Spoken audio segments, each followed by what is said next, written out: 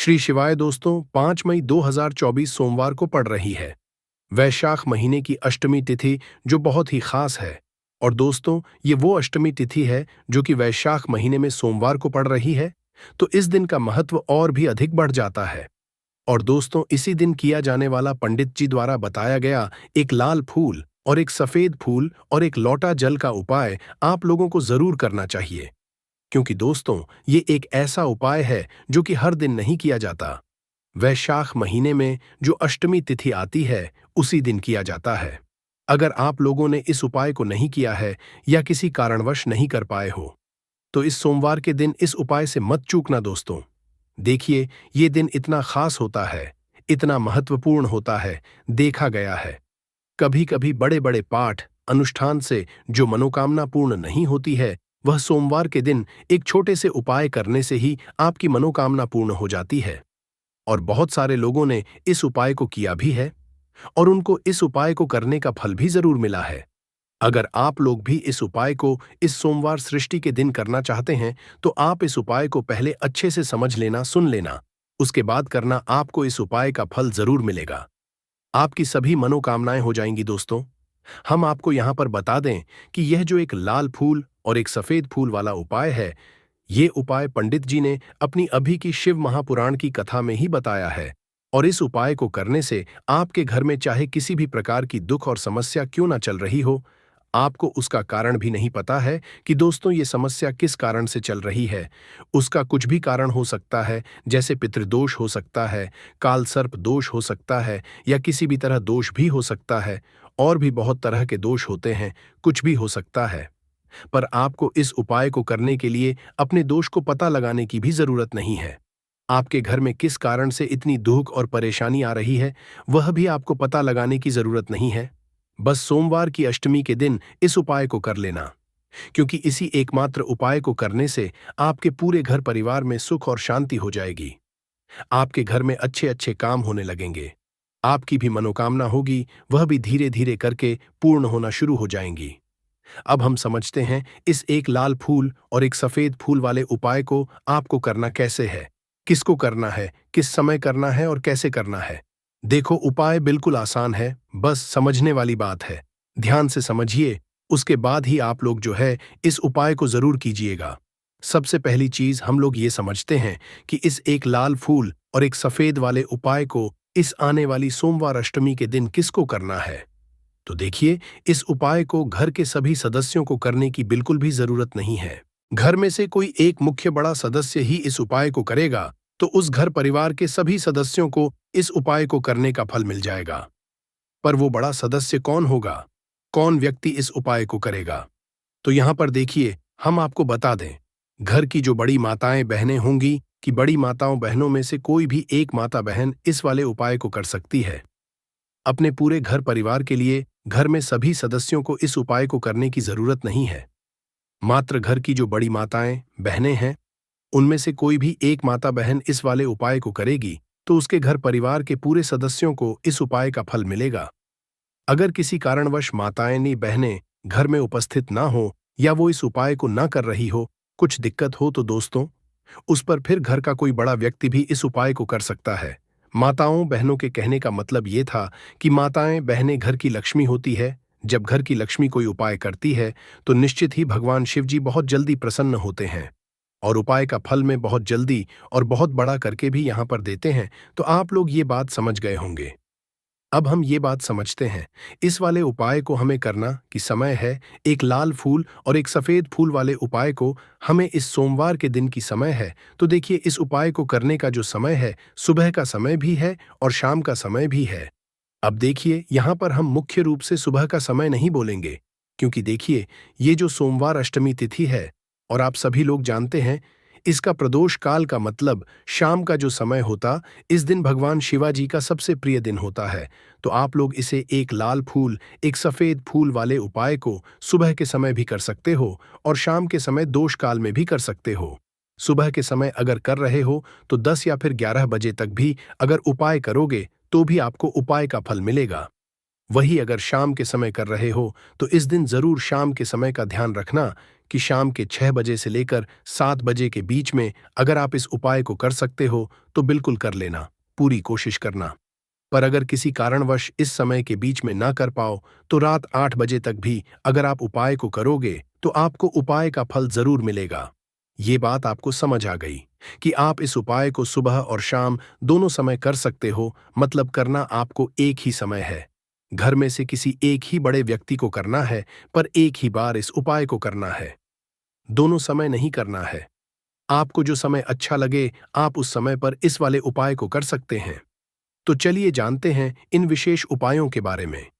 लेकिन उससे पहले जो भी मेरी प्यारी बहनें आज चैनल पर पहली बार आए हैं या मेरी आवाज आज पहली बार सुन रहे हैं, अगर आप भी महादेव के सच्चे भक्त हैं तो वीडियो को लाइक और चैनल को सब्सक्राइब जरूर कर लें और कमेंट बॉक्स में लिखें हर हर महादेव, ओम नमः शिवाय। देखो, अब सबसे महत्वपूर्ण बात आती है कि इस उपाय को हमें करना किस लिए है। जैसा कि हमने अभी आपसे बोला कि इस उपाय को करने के बाद आपके जीवन में बहुत सारी खुशियां, आपकी मनोकामनाएं पूर्ण होंगी, आपकी धन की समस्या दूर होगी, आपकी पैसों की समस्या दूर होगी। अब देखिए, अगर आप लोग सोच रहे हो कि दोस्तों हमें अपना घर बनाना है पर घर बनाने के लिए पैसा नहीं है, हमें गाड़ी लेना है पर गाड़ी लेने के लिए पैसा नहीं है, हमें जमीन लेना है पर जमीन लेने के लिए पैसों की कमी पड़ी, डीडीएच रही है। अगर ऐसी ही दिक्कत, परेशानी या किसी भी तरह की धन से जुड़ी हुई समस्या या पैसों से जुड़ी हुई समस्या आपके जीवन में चल रही है तो यह उपाय निश्चित ही आपके जीवन में बहुत सारे फल लाकर दे सकता है। इसीलिए अगर आपके घर में बहुत ज्यादा दिक्कत, समस्या, परेशानी चल रही है, धन से जुड़ी हुई, पैसों से जुड़ी हुई, धन की बहुत ज्यादा कमी आ रही है, पैसों की बिल्कुल आवक नहीं हो रही है, तो दोस्तों आप लोगों को इस वाले उपाय को जरूर करना चाहिए, घर में से किसी एक भी बड़े व्यक्ति को। अब इस उपाय में करना क्या है वो सबसे हम लोग पहले जान लेते हैं। उपाय की सामग्री हम लोग सबसे पहले जानते हैं कि इस उपाय में किस किस चीज की आवश्यकता पड़ेगी। तो देखिए, उपाय का नाम तो एक लाल फूल और एक सफेद फूल वाला उपाय है, पर इस उपाय में कुल मिलाकर 4 सामग्री हमें लगने वाली है, जो कि पंडित जी ने खुद सीहोर वाली कथा में बताया है। और जो हम आपको उपाय बताते हैं वो पंडित जी द्वारा बताए गए होते हैं, अलग से हम कुछ भी नहीं बताते हैं। तो यहाँ पर हम लोग समझते हैं कि इस उपाय की सामग्री क्या है। तो देखो, उपाय की जो सामग्री है वो 4 सामग्री है, जिसमें से सबसे पहली सामग्री है एक बेलपत्र। देखो, बेलपत्र क्या होती है? बेलपत्र जो शिव की शिवलिंग पर चढ़ती है। दूसरी चीज है एक शमी पत्र। शमी पत्र वो जो शिवलिंग पर ही चढ़ता है। तीसरी चीज है दोस्तों एक लाल फूल, जो उपाय का नाम है। तो एक यहां पर आपको लाल फूल लेना है। अब ये लाल फूल लेना है, देखो शिवलिंग के ऊपर जो लाल फूल चढ़ता हो उनमें से कोई भी एक लाल फूल पसंद कर लेना और वो कहीं से तोड़कर या कहीं से खरीद कर लेकर आना और उस लाल फूल को उपाय में उपाय कर लेना। उसके बाद में एक सफेद फूल का विशेष रूप से ध्यान रखना। जो सफेद फूल शिवलिंग पर चढ़ता हो सिर्फ वही सफेद फूल लेकर आना, इसके अलावा कुछ मत लेकर आना, लेकिन केतकी का मत लेना। तो एक एक मात्रा में ही आपको ये चारों सामग्री चाहिए, एक बेलपत्र के शमीप्र, एक लाल फूल और एक सफेद फूल। ये चारों सामग्री आप लोग तैयार करके रख लें। प्रदोष काल में या सुबह के समय जब भी आप इस उपाय को कर रहे हैं, जैसे ही आपके उपाय की सामग्री तैयार हो जाती है तो क्या हम सीधा उपाय को करने के लिए इन चारों सामग्री को लेकर उपाय करने के लिए जा सकते हैं? नहीं तो यहां पर आपको इस बात का ध्यान रखना है कि हम भगवान शिव जी को प्रसन्न करने के लिए रहे हैं, हम अपनी मनोकामना को पूर्ण करवाने के लिए तो जा रहे हैं, पर हमें यह दर्शाना बिल्कुल भी नहीं है कि हम सिर्फ अपने फायदे के लिए भगवान शिवाजी के मंदिर में आए हैं। इसलिए हम इस उपाय को करने के साथ साथ में भगवान शिव जी की पूजन अर्चना के लिए कुछ सामग्री भी जरूर लेकर जाएंगे। जैसे कि सुबह के समय अगर आप उपाय को कर रहे हो इस एक लाल फूल और एक सफेद फूल वाले उपाय को, तो दोस्तों सुबह के आपको एक लोटा जल लेकर जाना है। जो लोग प्रतिदिन शिवाजी के मंदिर जाते हैं, पूजन अर्चना करते हैं, जल चढ़ाते हैं, फूल बेलपत्र सब कुछ चढ़ाते हैं, दोस्तों वो अपनी पूजन अर्चना वैसी की वैसी ही करना। बाकी जो सिर्फ उपाय को करने के लिए जा रहा है, जो कुछ भी लेकर नहीं जा रहा है, उसे कम से कम एक लोटा जल अपने घर से जरूर भरकर लेकर जाना अगर आप उपाय को कर रहे हो, क्योंकि इस वाले उपाय को आप भगवान शिवाजी अर्चना करने के बाद ही करना। वहीं अगर बात करें शाम के समय की, अगर कोई व्यक्ति शाम के समय प्रदोष काल में इस वाले उपाय को कर रहा है, तो दोस्तों आपको मात्र एक घी का दीपक तैयार करना है। ये बात हम हमेशा बोलते हैं, शाम के समय प्रदोष काल में कोई कर रहे हो, ना तो दीपक का विशेष महत्व होता है। दिन का प्रदोष काल में जो भी व्यक्ति दीपक जलाता भगवान शिव जी के मंदिर में, दोस्तों उसके जीवन से सारी दुख और परेशानियां दूर होती हैं। तो दोस्तों इस दिन दीपक का विशेष रूप से ध्यान रखना। आप लोग अगर आप इस उपाय को शाम के समय प्रदोष काल में कर रहे हो, ये जो दीपक आप लोग लोगे, ये आटे का लोगे। जो आटा आप घून दोगे उसके अंदर कुछ भी मत डालना, मात्र सादा आटा लगाकर उसे तैयार कर लेना और एक मीडियम साइज का दीपक तैयार कर लेना। वो दीपक ना ज्यादा छोटा हो ना ज्यादा बड़ा हो। उसके बाद में दीपक आपका तैयार हो जाए तो इसके अंदर जो बत्ती रखोगे वो गोल बत्ती रखोगे। देखो गोल बत्ती भी दो तरह की, एक बाजार की और एक घर वाली। तो कोशिश करना अपने घर में जो रुई रखी हुई है उस रुई से आप लोग एक गोल बत्ती अपने ही हाथों से बनाओ। उपाय का फल अच्छा मिलता है। भगवान शिव जी जल्दी प्रसन्न होते हैं जब हम किसी भी उपाय को अपने हाथों से परिश्रम करके तैयार करते हैं। तो आपको उस दीपक के अंदर एक गोल बत्ती रख देनी है। इसके अंदर जो चीज आप लोग डालोगे वो डालोगे, लोगे वो डालोगे। शुद्ध देसी का घी। इस बात का विशेष रूप से ध्यान रखना, क्योंकि भगवान शिवाजी का सबसे प्रिय दिन और प्रिय समय पर हम लोग इस वाले उपाय को कर रहे हैं। तो थोड़ा सा शुद्ध देसी गाय का घी इतना डालना कि वो दीपक कुछ समय तक चल सके। ना बाजार वाला मिलावटी घी डालना, ना भैंस का घी डालना। शुद्ध देसी गाय का घी आपको ढूंढने में थोड़ी मेहनत लगेगी और महंगा भी मिलेगा, पर गाय के घी से भगवान शिव जी प्रसन्न होते हैं। हुए उसी शुद्ध देशी गाय की घी से घर में बरकत भी बनी रहती है और हमारे घर में सुख शांति भी बनी रहती है। इसलिए इस शुद्ध देशी गाय का घी को अपने घर में हमेशा रखा करो। वो भगवान शिव जी के कार्यों में भी उपयोग में आता है और उपायों में भी हम लोग उपाय कर सकते हैं। तो यहाँ पर आपकी सारी तैयारियां हो चुकी है। उपाय को करते समय शुद्धता का विशेष रूप से ध्यान रखिएगा। सुबह कर रहे हो तो दोस्तों सुबह तो आपको करना ही करना है। बाकी शाम को कर रहे हो तो शाम को मात्र हाथ मुंह धोकर भी आप लोग इस वाले उपाय को कर सकते हो। कोई दिक्कत वाली बात नहीं है दोस्तों।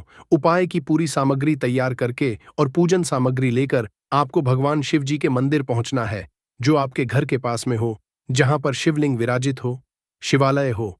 वहां पर आप लोगों को पहुंचना है और जैसे ही आप भगवान शिव जी के मंदिर में पहुंचते हो, वहां जाकर ही उपाय शुरू नहीं करना है। पहले आपको भगवान शिव जी की पूजन करना है। पूजन अर्चना कैसे करोगे? सुबह के समय गए हो तो एक लोटा जल वगैरह जो भी पूजन सामग्री लेकर गए हो, उससे पहले पूजन सामग्री आप लोग पूजन भगवान शिवाजी की कर लो। जो व्यक्ति सिर्फ एक लोटा जल लेकर गए हैं, वो शिवाजी की शिवलिंग पर मात्र एक लोटा जल एक धारा से धीरे धीरे करके चढ़ा लो। अपनी पूजन अर्चना आप लोग जो है पूरी कर लो। पहले उसी के बाद अगर आप शाम के समय कर रहे हो तो पहले जाकर बैठना है। भगवान शिवाजी के शिवलिंग के पास में आप जो दीपक तैयार करके लेकर आए हो, उस दीपक को पहले जलाना है।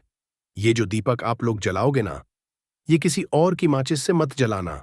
अपनी ही माचिस अपने ही घर से लेकर आना और इस दीपक को अपने ही माचिस से जलाना। अगर आपने मंदिर की माचिस या किसी और की माचिस ले ली, इस उपाय को करने में इस उपाय का फल उस व्यक्ति को भी बहुत मिल जाएगा। इस बात का ध्यान रखना। अपने घर से अपनी ही माचिस लेकर जाना और इस दीपक को जलाना। दीपक को जलाने के बाद भगवान शिवाजी की शिवलिंग के पास में रख देना। शिवलिंग के इतना पास में मत रखना कि भगवान शिवजी को आंच लगे। थोड़ी सी दूरी बनाकर ही जो है इस दीपक को शिवलिंग के पास में आप लोग रख दीजिएगा।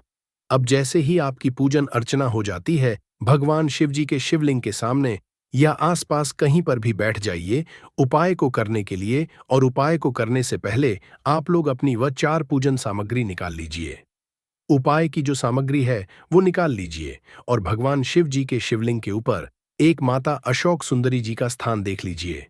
माता अशोक सुंदर जी का जो स्थान होता है वो जलाधारी के ऊपर होता है। जलाधारी के बिल्कुल बीचों बीच में होता है। आप लोगों ने देखा भी होगा शिवलिंग की जलाधारी होती है।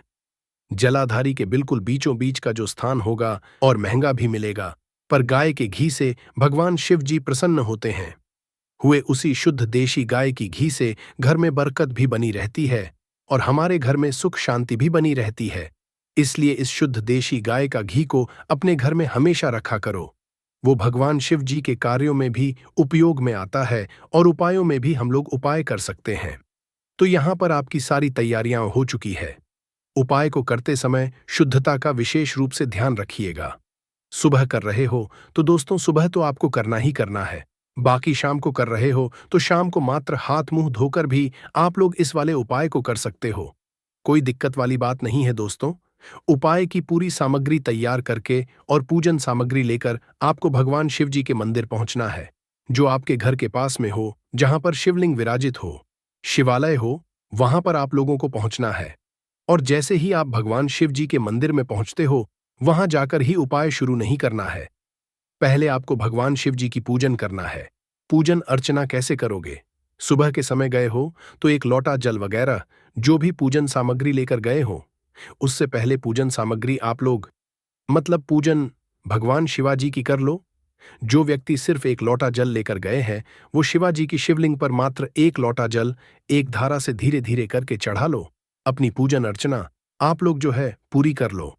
पहले उसी के बाद अगर आप शाम के समय कर रहे हो तो पहले जाकर बैठना है। भगवान शिवाजी के शिवलिंग के पास में आप जो दीपक तैयार करके लेकर आए हो, उस दीपक को पहले जलाना है। ये जो दीपक आप लोग जलाओगे ना, ये किसी और की माचिस से मत जलाना। अपनी ही माचिस अपने ही घर से लेकर आना और इस दीपक को अपने ही माचिस से जलाना। अगर आपने मंदिर की माचिस या किसी और की माचिस ले ली, इस उपाय को करने में इस उपाय का फल उस व्यक्ति को भी बहुत मिल जाएगा। इस बात का ध्यान रखना, अपने घर से अपनी ही माचिस लेकर जाना और इस दीपक को जलाना। दीपक को जलाने के बाद भगवान शिवाजी की शिवलिंग के पास में रख देना। शिवलिंग के इतना पास में मत रखना कि भगवान शिव जी को आंच लगे। थोड़ी सी दूरी बनाकर ही जो है इस दीपक को शिवलिंग के पास में आप लोग रख दीजिएगा। अब जैसे ही आपकी पूजन अर्चना हो जाती है, भगवान शिव जी के शिवलिंग के सामने या आसपास कहीं पर भी बैठ जाइए उपाय को करने के लिए। और उपाय को करने से पहले आप लोग अपनी वो 4 पूजन सामग्री निकाल लीजिए। उपाय की जो सामग्री है वो निकाल लीजिए और भगवान शिव जी के शिवलिंग के ऊपर एक माता अशोक सुंदरी जी का स्थान देख लीजिए। माता अशोक सुंदर जी का जो स्थान होता है वो जलाधारी के ऊपर होता है। जलाधारी के बिल्कुल बीचों बीच में होता है। आप लोगों ने देखा भी होगा, शिवलिंग की जलाधारी होती है। जलाधारी के बिल्कुल बीचों बीच का जो स्थान होगा वो माता अशोक सुंदर जी का स्थान होगा, क्योंकि यहीं पर हमें ये जो है उपाय को करना है। सब पहली चीज अब हम उपाय को करना शुरू करते हैं। आप सबसे पहले अपनी एक बेलपत्र उठा लो। एक बेलपत्र को आपको माता अशोक सुंदरी जी वाले स्थान पर सबसे पहले समर्पित करना है। बेलपत्र की डंडी का मुख होगा जलाधारी की तरफ, जहां से जल बहता है और नीचे गिरता है, और बीच वाली बड्डी पत्ती का मुख मतलब शिवलिंग की तरफ होगा। इस तरीके से आपको इस बेलपत्र को माता अशोक सुंदरी जी वाले स्थान पर समर्पित कर है। उसके बाद में अपनी एक शमी पत्र उठा लो जो आप उपाय के लिए लेकर आए हुए हो। शमी पत्र को उठाकर शमी पत्र की भी जो डंडी का भाग होगा वो जलाधारी की तरफ करके, जहां से जल बहता है नीचे गिरता है उस तरफ करके, और पत्ती वाला भाग शिवलिंग की तरफ करके इस शमी पत्र को भी उस बेल पत्र के ऊपर आपको समर्पित कर देना है। समर्पित करने के बाद अब आप ले लो अपना एक लाल फूल जो आप उपाय को करने के लिए लेकर आए हुए हो। लाल फूल का जो खिला हुआ भाग होगा, चाहे वो गुलाब का फूल हो, चाहे कोई सा फूल जो शिवलिंग पर चढ़ता हो, दोस्तों उस फूल का जो खिला हुआ भाग होगा वो शिवलिंग की तरफ होगा। बाकी जो पीछे का भाग होगा फूल का वो जलाधारी की तरफ, जहां से जल बहता है नीचे गिरता है उस तरफ होगा। और आखिरी में आपका जो एक सफेद फूल बचा हुआ है, इस सफेद फूल को भी आपको लेना है और सफेद फूल का जो खिला हुआ भाग होगा वो शिवलिंग तरफ होगा। जहां पर शिवलिंग रखा हुआ है उस तरफ होगा, और डंडी का भाग जलाधारी के पीछे की तरफ हो जाएगा, मतलब जो जहां से जल बहता है और नीचे गिरता है। जब आप लोग एक बेलपत्र, एक शमी पत्र और एक लाल फूल, एक सफेद फूल चढ़ा रहे हो, तो उस समय आप लोगों को कंटा भगवान या कंटा चक्र का नाम लेते हुए ही जो है इस उपाय को करना है। और भगवान शिव जी और नारायण जी का स्मरण करते हुए ही इस उपाय को आपको करना। तो जब भी आप एक बेलपत्र, एक शमी पत्र, एक लाल फूल और एक कमी हो रही है, जो भी दुख और समस्या परेशानी चल रही हो, आपको अपनी वह दुख और परेशानी जो है भगवान शिवाजी से उपाय को पूरा करने के बाद वहीं पर पास में बैठकर बोल देना है। हाथ जोड़ के आंखें बंद करके अपनी परेशानी और श्री शिवय नमस्तु भीम का जाप करना है। सोमवार की रात एक लोटा जल इस जगह रख देना। 7 पुश्तों तक इतना पैसा बरसेगा कि संभाल नहीं पाओगे दोस्तों। पानी में एक ऐसी दिव्य शक्ति होती है जिससे आपकी प्यास बुझती है। एवं अगर आपने पानी के बारे में संपूर्ण जानकारी हासिल कर ली और सही तरीके की जानकारी हासिल कर ली, तो इसके इस्तेमाल से आप अपना रुका हुआ काम बनवा सकते हैं। अगर आपका शत्रु आपके पीछे पड़ा हुआ है, आपका रुका काम बन, घर में पैसे आने का मार्ग बंद हो गया है, गरीबी दरिद्रता आपका पीछा नहीं छोड़ रही है, और आपने अगर पानी का सही रूप से इस्तेमाल करना सीख लिया, जान लिया, जो आपको इस वीडियो में जानने को मिलने जा रहा है, और जो आखिरी उपाय है वो सबसे शक्तिशाली है जिससे आपके सारे काम बन जाएंगे। गरीबी दरिद्रता आपसे दूर चली जाएगी, आपके घर में पैसे आने के मार्ग खुल जाएंगे, आपको लक्ष्मी माता का आशीर्वाद मिलेगा। भगवान भोलेनाथ के आशीर्वाद से आप अपने जीवन में बहुत अधिक कामयाबी करेंगे। दोस्तों, आपका एक बात जानना बहुत ज्यादा जरूरी है। इंसान के शरीर में 70% पानी होता है एवं बहुत से लोग दूर दूर सफर करते हैं और मंदिरों से शुद्ध पानी लेकर आते हैं ताकि उनके घर की नेगेटिव जो भी शक्तियां हैं वह दूर चली जाए उसके छिड़काव से। परंतु आपके जो एक सादा पानी आता है उसका इस्तेमाल करना अगर आपने ठीक तरीके से सीख लिया, जिसके बारे में इस वीडियो में आपको चलने जा रहा है, तो आपके कितना ही बड़ा बिगड़ा हुआ काम है। यह आपके घर में कितनी बड़ी नेगेटिव शक्ति है, सबका इलाज आप अपने घर में आने वाले साधारण पानी से कर सकते हैं। इस वीडियो में आपको पानी के बारे में तांत्रिक मंत्र, शक्तिशाली मंत्र, आयुर्वेदिक उपाय, सारी जानकारी हम बताने जा रहे हैं। एक बात ध्यान रखिएगा, पानी के द्वारा जो भी मंत्र का उच्चारण आप करेंगे उसकी एक क्रिया होती है। क्रिया को आपको तरीके से करना होगा, तभी आपको असर दिखना चालू होगा। अगर आपने इस वीडियो की एक भी लाइन में आपने गंभीरता से इस वीडियो को नहीं लिया, तब आपको नहीं पता चल पाएगा कैसे आप लोग पानी का इस्तेमाल करके अपना रुका हुआ काम बनवा सकते हैं। जो भी जानकारी आपको देने जा रहे हैं, उसके पहले ही हम आपको जानकारी एक और दें कि इस वीडियो को देखने के बाद आपका रुपया का खर्चा नहीं होगा, परंतु आप लाखों रुपए का लाभ पा सकते हैं। इस वीडियो को देखने के बाद हो सकता है इस वीडियो के द्वारा हम आपके जीवन का 5-6 मिनट जरूर से लेंगी, किंतु विश्वास करिए, इसी वीडियो को देखने के बाद आपको माता लक्ष्मी का आशीर्वाद मिलेगा। भगवान भोलेनाथ का हाथ आपके सर पर हो जाएगा। गरीबी दरिद्रता आपके जीवन से दूर चली जाएगी, धन आने का मार्ग चालू हो जाएगा एवं भाग्य का साथ को मिलेगा। सुख समृद्धि आपके घर पे जरूर आएगी। दोस्तों, पानी एक ऐसी चीज है जिसके लिए इंसान कुछ भी कर सकता है। दोस्तों, अगर एक व्यक्ति को एक दिन भी पानी ना दिया जाए और उसके बदले में उससे कुछ भी मांगा जाए, वो सब कुछ निछावर कर देगा। एक गिलास पानी के लिए आपको बता दें, एक मनुष्य खाने के विकल्प में पत्ता खाकर जी सकता है, फल खाकर जी सकता है, परंतु पानी के विकल्प में या पानी के दूसरे ONPSON के रूप में वह कुछ भी नहीं चुन सकता है। उस पानी चाहिए ही, वरना वो जी नहीं पाएगा। इसको भी एक अद्भुत समझा गया है साइंस की लैंग्वेज में। दोस्तों, अगर साइंस की लैंग्वेज में हम आपको बताया, साइंस की भाषा में आपको बताएं, पानी लोगों की बातों को समझता है, पानी लोगों की भावनाओं को समझता है, पानी लोगों की फीलिंग्स को समझता है। आपने अगर पानी की सारी तरीके की बातें समझ ली और गंभीरता से समझ लिया, तो यकीन मानिए, आपको पानी के रूप में जो दूसरे होते हैं उसको आप अपने जीवन में दिन में 4 के काम में ले आएंगे। दोस्तों, पुराने समय में एक कहावत होती थी कि उसके घर का पानी हम नहीं पिएंगे, क्योंकि आपको बता, जो बुरे लोग होते हैं उनके घर का अगर आप पानी पीते हैं तो आपके ऊपर नेगेटिव शक्तियां वास करने लगती हैं। इसीलिए पुराने समय के लोग बार बार कहते थे कि हम उनके घर का पानी नहीं पिएंगे, वरना हमारे साथ भी बुरा होना चालू हो जाएगा। आज भी बहुत से लोग हैं जो बुरे लोग जो होते हैं, जिनकी सोच गलत होती है, उनके घर का पानी नहीं पीते हैं। दोस्त, आपको बता दें, अगर आपका कोई शत्रु है जो आपके पीछे पड़ा हुआ है, उसकी सोच को आप बदल सकते हैं। सिर्फ पानी से अगर आपने पानी के तंत्र मंत्र की क्रिया को ठीक तरीके से समझ लिया, आप अपने शत्रु का विनाश कर सकते हैं। आप एक बात जान लीजिए, शत्रु कोई किसी का ऐसे ही नहीं बन जाता है। बनने के पीछे कई कारण होते हैं। कोई व्यक्ति आपके बारात से जलने लग जाता है, कोई व्यक्ति आपके सुख को लूटना चाहता है, कोई व्यक्ति आपके धन को हड़पना चाहता है, तभी वो आपका शत्रु बनता है। शत्रु होने की वजह से आपका जीवन बहुत हद तक परेशानियों से भर जाता है। आप अपने शत्रुओं के बारे में जब भी सोचते होंगे, आपका दिमाग खराब हो जाता होगा, परंतु आज के बाद आपके शत्रु आपका कुछ भी नहीं बिगाड़ क्योंकि एक साधारण पानी का इस्तेमाल करके अपने शत्रु को उसके घुटने के दम पर ले आएंगे। और उसी की जानकारी हम आपको इस वीडियो में देने जा रहे हैं। दोस्तों, स्वादिष्ठान चक्र पर ध्यान करते हुए अगर आप पानी को पढ़ते हैं और पानी के सामने प्रक्रिया करते हैं, यकीन मानिए आपका शत्रु घुटने पर आ जाएगा। स्वादिष्ठान चक्र बहुत आसान होता है, परंतु इसके विकल्प में आपको कोई रास्ता और नहीं मिलेगा।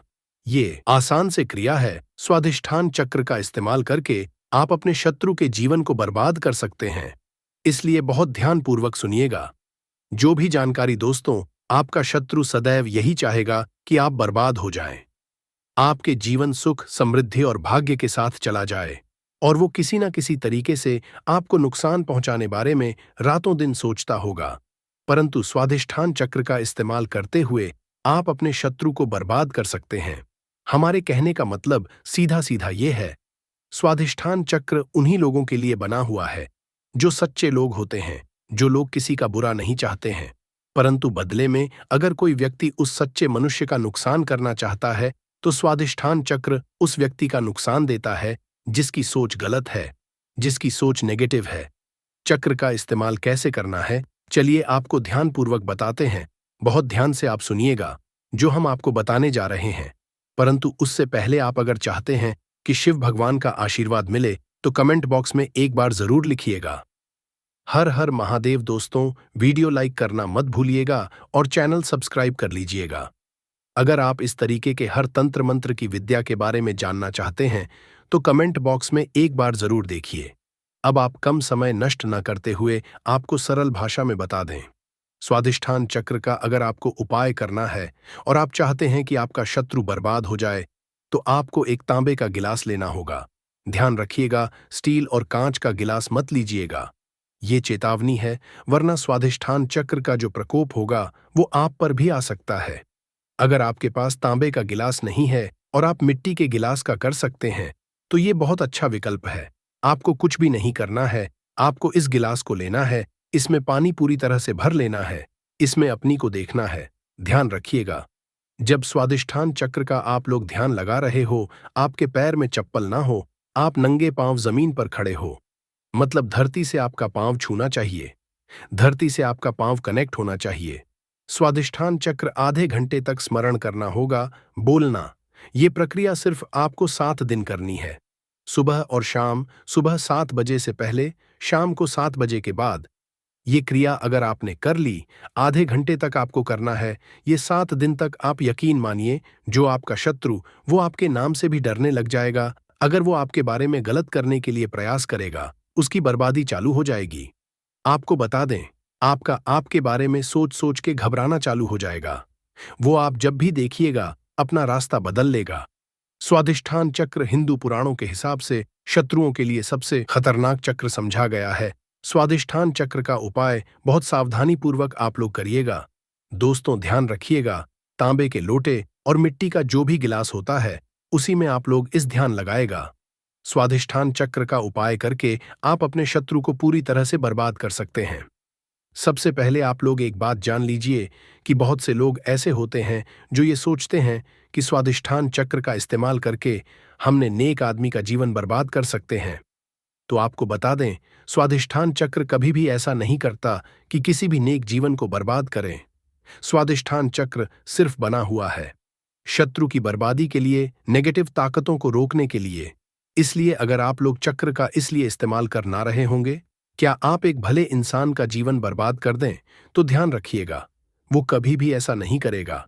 परंतु अगर कोई भी इंसान आपके पीछे पड़ा होगा, आपको बर्बाद करना चाहता होगा, तो स्वादिष्ठान चक्र उसकी बर्बादी कर देगा। दोस्तों, अब आपको जो हम बताने जा रहे हैं वो बहुत ध्यानपूर्वक सुनिएगा, क्योंकि अगर आप लोग कर्जे से परेशान चल रहे हैं, आपके घर में पैसे स्रोत बंद हो गया है, आप लोग बहुत ज्यादा तंग आ चुके हैं, कैसे आप अपने आगे बढ़ाया जाए, तो इसके लिए आपको एक मंत्र का जाप करना होगा, जिसके बारे में अब आपको हम बताने जा रहे हैं। दोस्तों, आपको बता दें कि अगर आप लोग अपने जीवन में बहुत ज्यादा परेशान हो चुके हैं, गरीबी से, दरिद्रता से, आपका व्यापार नहीं चल रहा है, पैसे आने का रास्ता बंद हो गया है, तो इसके लिए जो मंत्र का जाप करना होगा वो होता है बीज मंत्र का जाप करके आप अपने जीवन में चुंबक की तरह को हुए देखेंगे। आप अपने जीवन से दरिद्रता, गरीबी को जाते हुए देखेंगे। भगवान भोले माता लक्ष्मी का आशीर्वाद आते हुए देखेंगे। आपका जीवन सुख और समृद्धि से भर जाएगा। जैसा हमने आपको पहले वाले मंत्रों में बता ही दिया था कि जो भी पहली क्रिया थी, उस क्रिया के अंतर्गत आपको पहले 7 बजे से पहले उन मंत्रों का जाप करना था। परंतु इस मंत्र में सब कुछ उल्टा है। इसमें 7 बजे के पहले न 7 बजे के बाद का जाप करना है। श्रीमिज मंत्र जो होता है, इसका जाप करने के लिए आपको एक क्रिया अलग तरीके की अपनानी होगी। मतलब जितनी बार आप पानी पिएंगे, उतनी बार आपको श्रीनबीस का जाप करना होगा, वो भी 2 मिनट आपको करना होगा। आपके मन में ये सवाल जरूर आ रहा होगा कि बार हम कैसे इसका जाप कर सकते हैं, इसलिए हम इसका विकल्प बताने जा रहे हैं और शरीन बीज का काम कैसे होता है, वो बताने जा रहे हैं। इसलिए वीडियो बहुत ध्यान से देखिएगा और कतई भी स्किप या मिस ना कीजिएगा। आपको बता दें, मंत्र जो होता है वह ऐसा मंत्र होता है जो सीधे सीधे बाबा भोलेनाथ के लिए आप लोग जपते हैं और बाबा भोलेनाथ का आशीर्वाद मिलता है। माता लक्ष्मी का भी इसमें आशीर्वाद आपको मिलता है, इसीलिए धन के रास्ते खुल जाते हैं।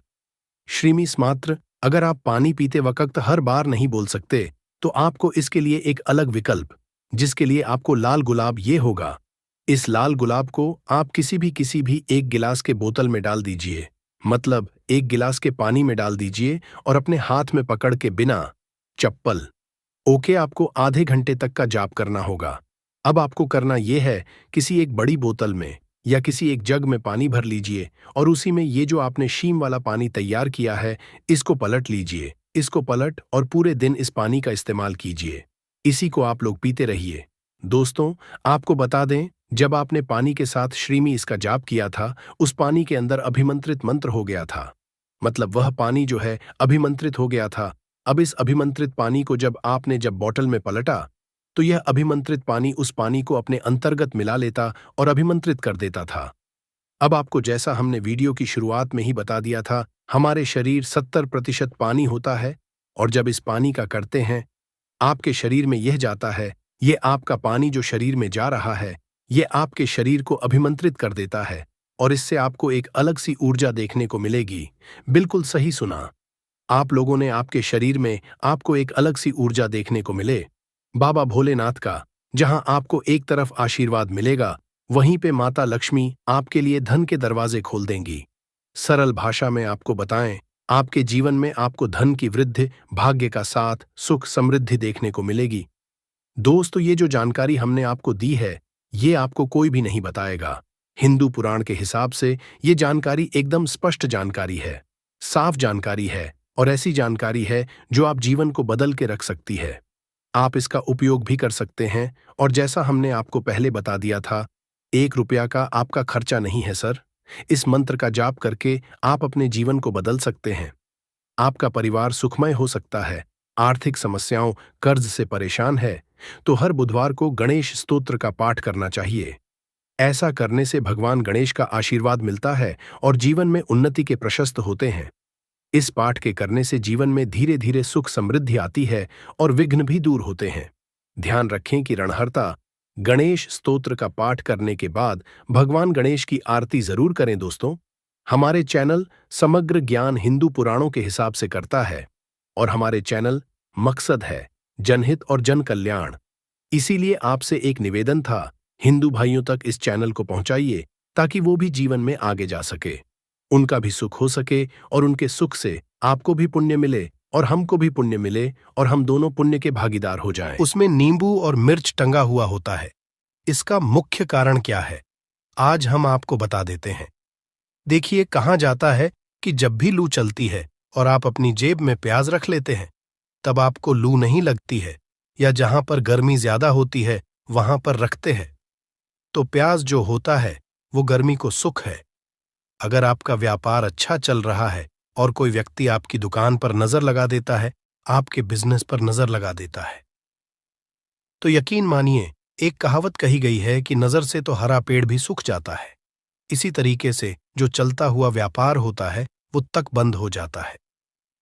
अगर किसी व्यक्ति ने आपके ऊपर नजर लगा दी है तो इसीलिए लोग क्या करते हैं कि अपनी दुकान में नींबू और मिर्ची रखते हैं।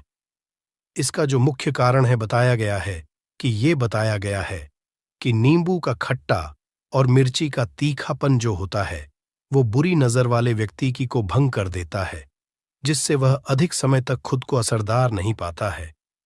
यह हिंदू पुराणों में साफ साफ लिखा हुआ है, जिसका मतलब यह है कि अगर आपका व्यापार चल रहा है और आप किसी का भी बुरा नहीं चाहते हैं और कोई व्यक्ति आपका बुरा चाहते हुए आपके ऊपर लगातार नजर लगवा रहा है, आपके ऊपर तंत्र विद्या करवा रहा है, बुरी आत्मा पीछे लगवा रहा है, और अगर आपने पहले से ही नींबू टांग रखा है तो यह सारा प्रभाव उल्टा उसके ऊपर पड़ जाएगा और वह बर्बाद हो जाएगा। इसलिए अगर आप कोई भी करते हैं तो नींबू और मिर्ची को टांग करके रखिएगा। दोस्त, दूसरा इसका जो उपाय होता है वो वास्तु दोष को मिटाने के लिए होता है।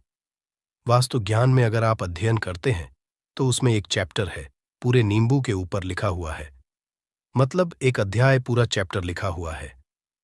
वास्तु ज्ञान की अगर आप किताब लेकर है उसमें अध्याय नंबर 21 पे जाइए।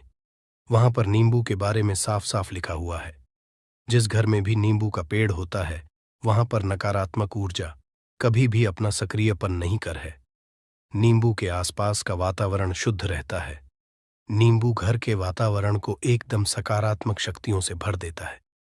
दोस्त, तो किसी व्यक्ति के घर पर अगर नकारात्मक शक्तियों का वास हो चुका है तो यकीन मानिए उसके घर कभी भी बरकत नहीं हो सकती है। उसके घर के लोग आपस में लड़ाई करते रहेंगे, धन के सारे मार्ग बंद हो जाएंगे, घर के खर्चे बढ़ जाएंगे, कर्ज के माया जाल में वो फंसता चला जाएगा। परंतु अगर आपके घर पर नींबू का पेड़ है तो आपके घर में सिर्फ सकारात्मक शक्तियां आएंगी। आपके घर का वातावरण बहुत अच्छा बना रहेगा। घर के आपसी लोगों में हमेशा बनती रहेगी। सरल भाषा में बता। दोस्तों, आप लोगों ने देखा होगा कई ऐसे घर होते हैं जिसमें आपस में लड़ाई होती रहती है। घर में कभी भी बरकत नहीं होती, और जिस घर की बरकत नहीं होती है वो घर कभी भी आगे नहीं बढ़ पाता है। इसके लिए सबसे बड़ा जो समझा गया है वास्तु दोष को मिटाने के लिए, वो समझा गया है नींबू के पेड़ को। मतलब अगर आपके घर में नींबू का पेड़ हो, चाहे गमले में लगा लीजिए चाहे अपनी जमीन में लगा लीजिए, आपके घर में कभी भी नकारात्मक शक्तियों का वास नहीं होगा। और मान लीजिए अगर आपके घर पे आपको ऐसा लगता है कि किसी ने काला जादू करवा दिया है, तंत्र विद्या आपके घर पर करवा दी है और आप लोग बहुत परेशान हो गए हैं घर की लड़ाई को देख करके, तब आपको जो बताने जा रहे हैं वो सुनिएगा। पहले तो आप लोग हो सके तो नींबू का पेड़ लगा लीजिए।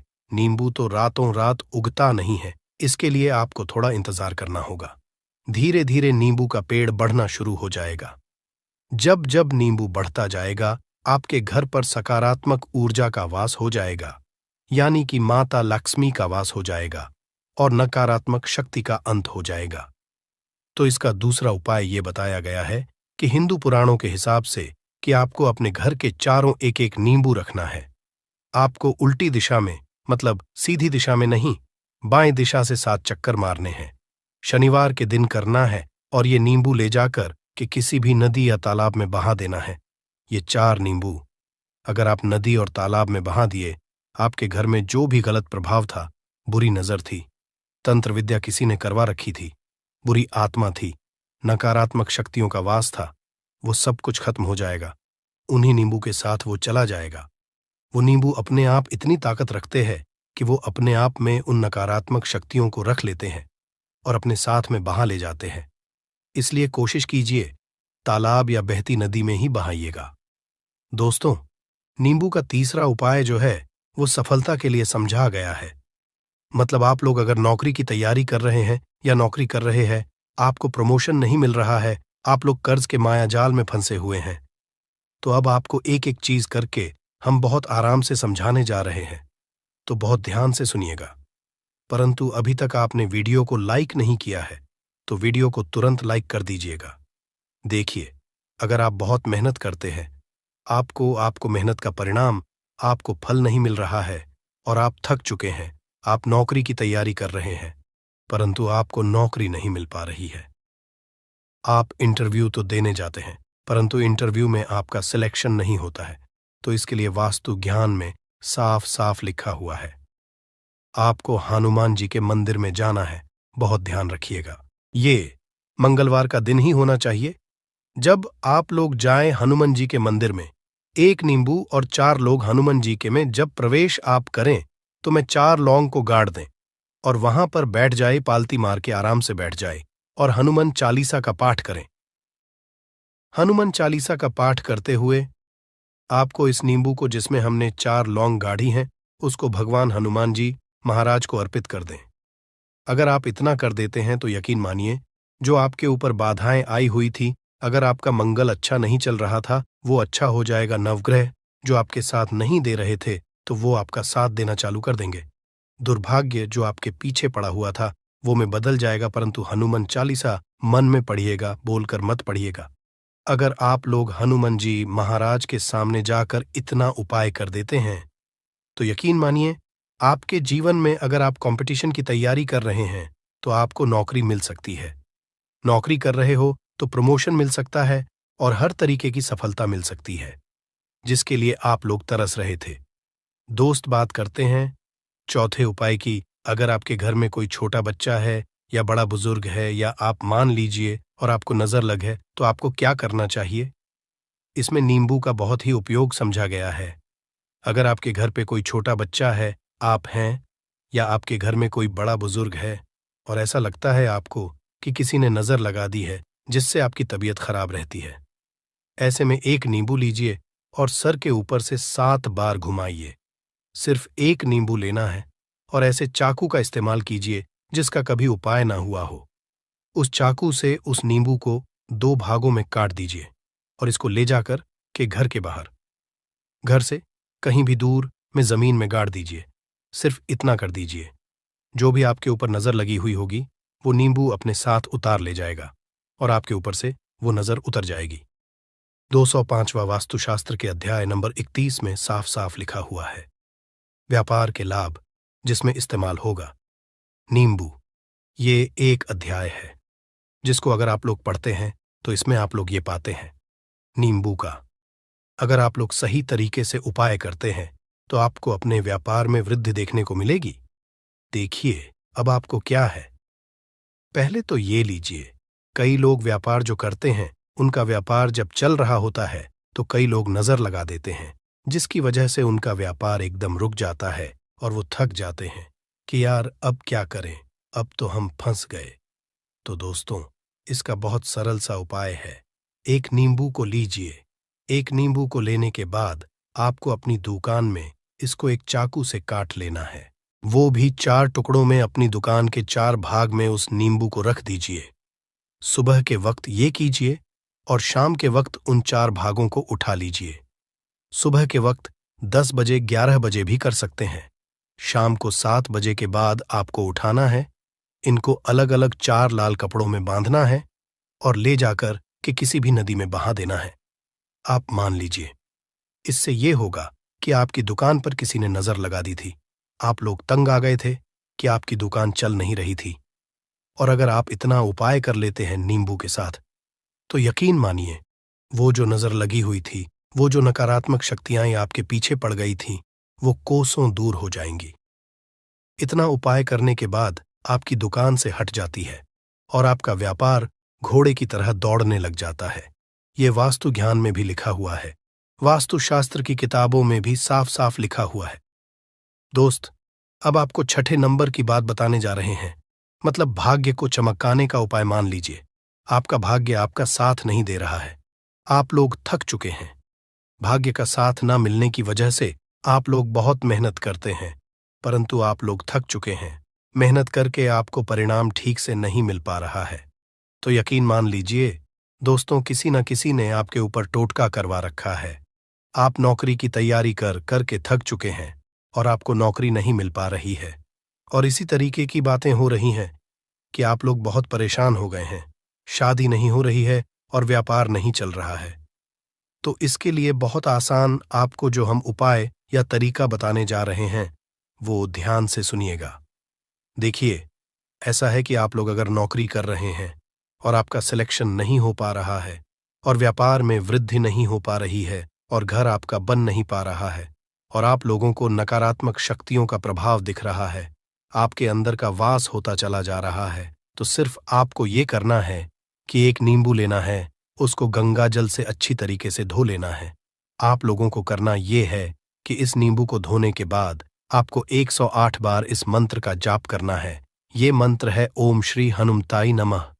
अगर इस मंत्र का आप लोग 108 बार जाप कर लेते हैं और इसमें आप लोग 4 लौंग गाड़ देते हैं, तो मान लीजिए आप नौकरी की तैयारी के लिए जा रहे हैं, इंटरव्यू के लिए जा रहे हैं।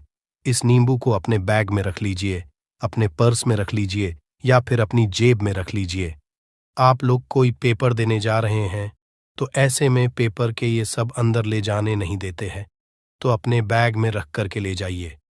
यकीन मानिए, जो दुर्भाग्य आपके पीछे पड़ा हुआ था वो आपके भाग्य के रूप में बदल जाएगा। अगर आप नौकरी के लिए इंटरव्यू के लिए जा रहे हैं तो आपका वहां सिलेक्शन होना चाहिए।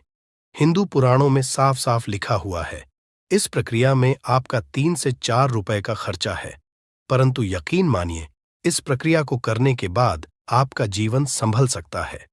ओम श्री हनुमते नमः एक ऐसा जाप है जिससे मान लीजिए अगर आपका मंगल कमजोर था तो वो मंगल तुरंत मजबूत होता जाएगा, परंतु इसका आपको 1